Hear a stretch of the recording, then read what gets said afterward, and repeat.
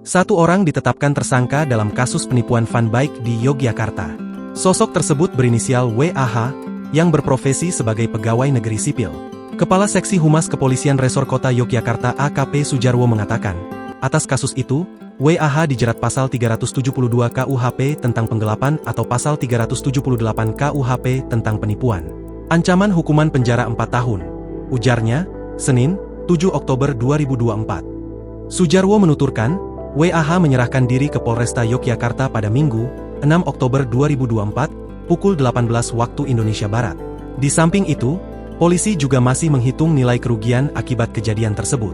Untuk kerugian masih dalam lidik, ucapnya, dikutip dari Tribun Jogja. Acara funbike dan jalan sehat tersebut sedianya digelar di alun-alun selatan kota Yogyakarta, Minggu pagi. Kegiatan tersebut juga berbayar alias komersil dengan harga tiket Rp10.000 hingga Rp25.000 dengan janji akan diadakan undian hadiah, ungkap Sujarwo. Meski panggung dan sejumlah stan telah berdiri, panitia acara tak tampak di lokasi. Kegiatan yang diklaim sebagai rangkaian perayaan HUT Kota Yogyakarta itu pun batal digelar. Tapi pihak panitia tidak bisa dihubungi, tuturnya. Batalnya acara tersebut menjadi perbincangan di media sosial.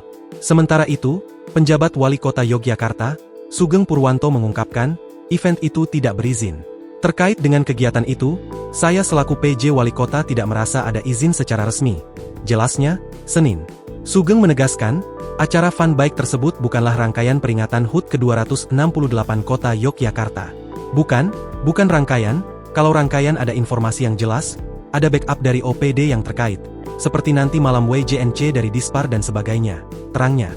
Mengenai oknum PNS yang diduga melakukan penipuan funbike, Sugeng menyampaikan bahwa bila ada oknum PNS yang terlibat, pemerintah kota Yogyakarta menyerahkan penanganan kasusnya ke kepolisian maupun institusi terkait.